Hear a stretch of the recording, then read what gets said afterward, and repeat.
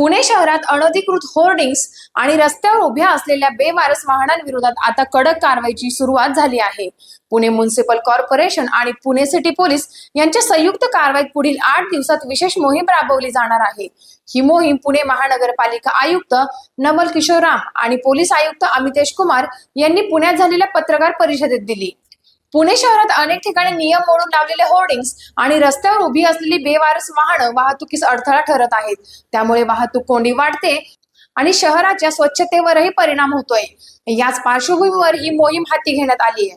महानगरपालिकेने आतापर्यंत तब्बल 527 अनधिकृत होर्डिंग्सवर कारवाई केली आहे. पुढील काही दिवसात ही कारवाई आणखी वेगाने होणार असल्याचेही प्रशासनाने स्पष्ट केले आहे.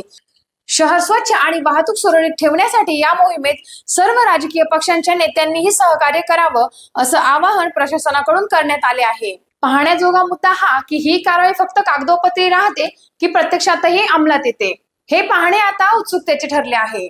या बातमीच्या अनुषंगाने पुढेही आम्ही तुम्हाला अपडेट्स देत राहू. त्यासाठी पाहत रहा टाइम्स ऑफ महाराष्ट्र.